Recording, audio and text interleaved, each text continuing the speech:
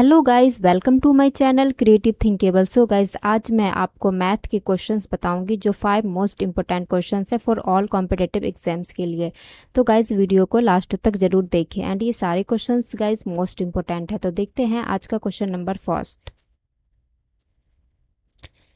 कोई दुकानदार किसी वस्तु को 3750 में बेचता है।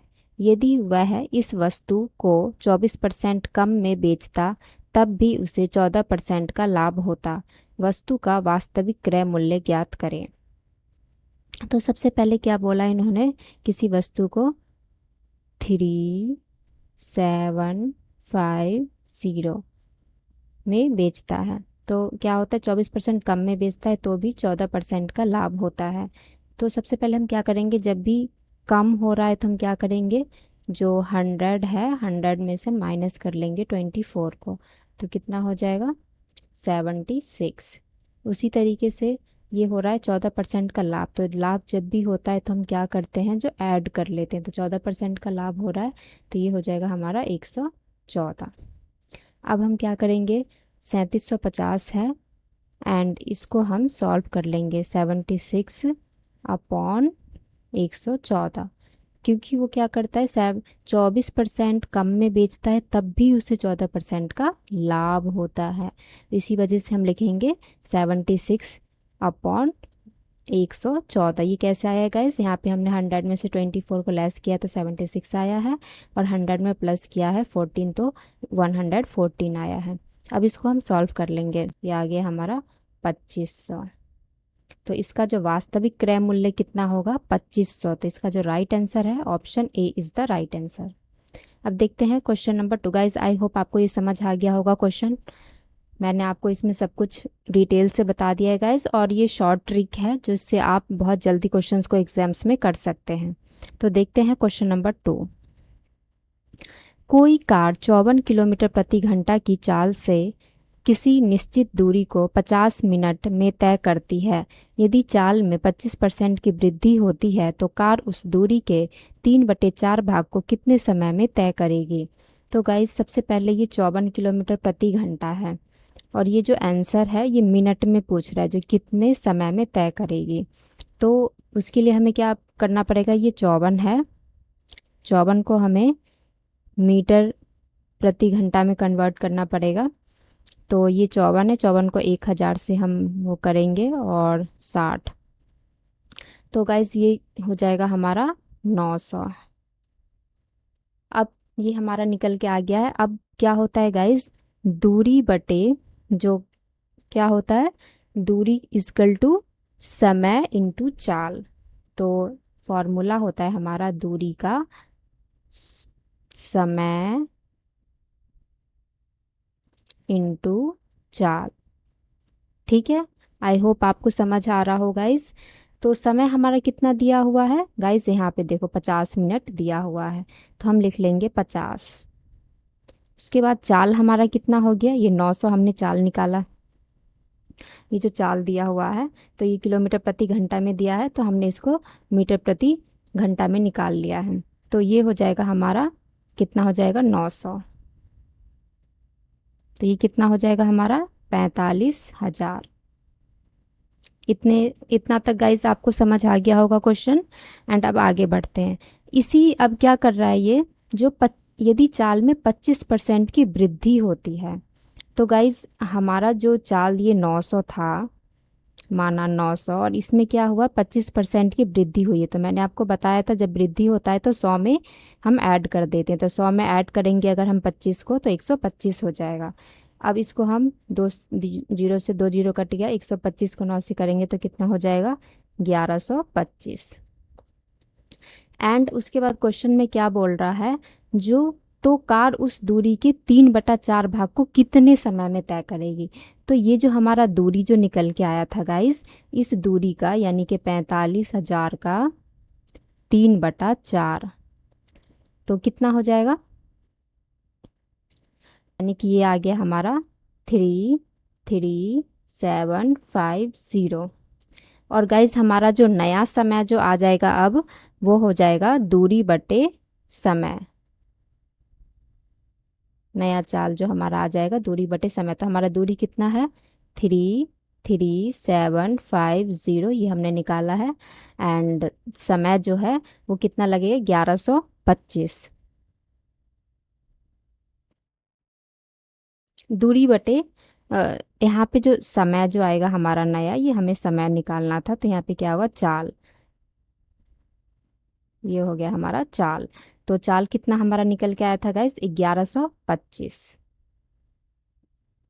अब बस हम इसको सॉल्व कर देंगे तो कितना हो जाएगा, इसका जो आंसर है वो हो जाएगा हमारा 30 मिनट।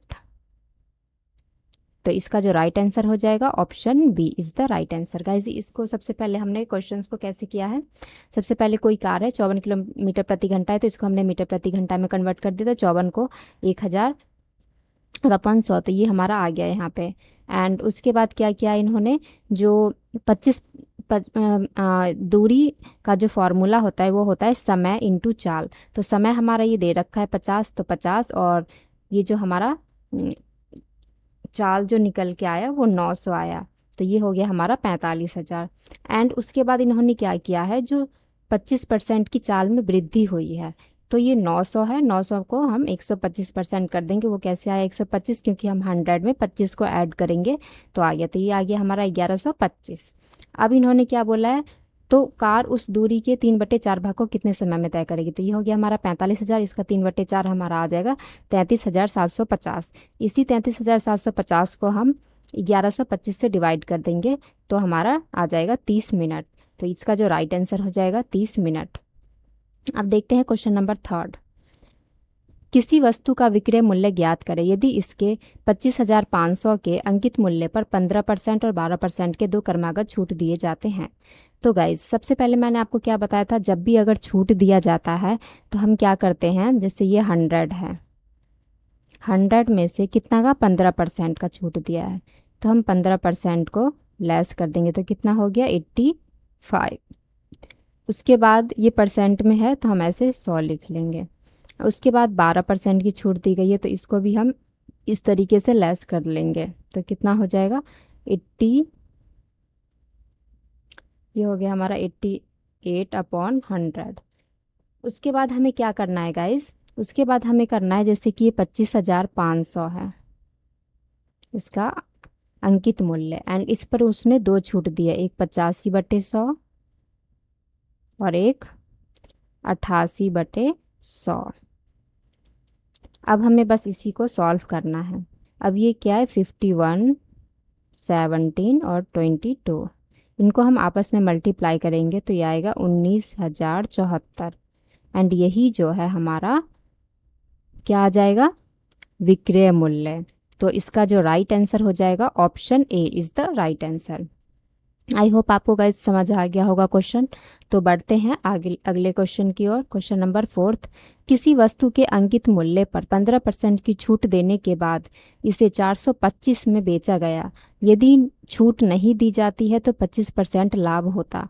वस्तु का क्रय मूल्य ज्ञात करें। तो गाइस हमें क्या ज्ञात करना है, क्रय मूल्य ज्ञात करना है। तो यहाँ पे क्या बोला है, किसी वस्तु के अंकित मूल्य पर 15% की छूट दी जाती है, तो मैंने आपको बोला था छूट में से हम जो भी छूट देते हैं उसको हम लेस कर देते हैं, तो 100 में से, तो ये कितना हो जाएगा हमारा 85। एंड इसे 425 में बेचा गया। तो गाइज यही जो हमारा 425 जो है ये 85% के बराबर हो गया, तो हम 100% आराम से निकाल सकते हैं। जब 425 जो है 85% जो है हमारा 425 के बराबर है, तो 100% कितना होगा, उसके लिए हम क्या करेंगे, तो ये कितना आ गया गाइस, ये आ गया हमारा 500। बट गाइस ये क्या है, 500 जो है 125% के बराबर है, क्योंकि बोला है ना छूट नहीं दी जाती है तो 25% का लाभ होता है। तो ये 500 जो है हमारा 125% के बराबर हो गया इंटू 100, क्योंकि हमें अंकित मूल्य वस्तु का क्रय मूल्य ज्ञात करना है। तो अब ये इसका ये हो गया हमारा 400। क्रय मूल्य कितना हो गया गाइस, 400। ये 400 किस ऑप्शन में है, ऑप्शन सी में। तो option C is the right answer. तो बढ़ते हैं अगले क्वेश्चन की ओर। नलिनी का छोटा भाई 12 वर्ष का है, तो हम लिख लेंगे नलिनी का जो भाई है, ब्रदर्स, ये कितना है, 12 वर्ष का है। ठीक है।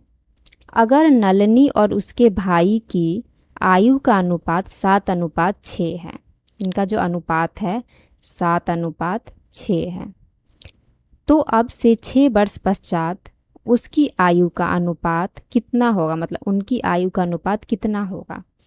तो गाइज हमें नलिनी के भाई का तो एज पता है, 12 वर्ष है, तो रेशो दे रखा है 7/7/6, तो हम इस तरीके से लिख लेंगे। और इसका जो भाई है वो 12 वर्ष का है, तो 6×2 = 12 हो गया। गाइज ये मैं आपको शॉर्ट ट्रिक बता रही हूँ जिससे आपकी टाइम की सेविंग होगी और आप जल्दी से कर सकते हो। तो ये 7×2 = 14, तो ये हो गया हमारा नलिनी का एज कितना हो गया, 14। तो ये नलिनी का एज हमारा, और ये उसके ब्रदर का, नलिनी का है 14 एंड उसके भाई का है 12। अब बोला है 6 वर्ष पश्चात, तो हम दोनों में गाइस क्या करेंगे, 6 को ऐड कर देंगे, तो ये हो गया 20 और ये हो गया 18। तो अब 2 से कटेंगे, 2 × 18, 2 × 2 = 0, यानी कि 10:9। 6 वर्ष बाद क्या होगा, 10:9। ये किस ऑप्शन में है, ऑप्शन बी में। तो option B is the right answer. Guys अगर जैसे ये बोला है 6 वर्ष पश्चात, तो हमने क्या किया, 6 को ऐड किया है। अगर बोलता 6 वर्ष पहले, तो हम क्या करते, 14 में से 6 को लेस करते। अगर पहले बोलता तो हम लेस करते, और बाद बोला है तो हम इसको ऐड कर रहे हैं। आई होप आपको गाइज ये क्वेश्चन समझ आ गया होगा। तो guys thank you so much for watching my video. We will meet in my next video.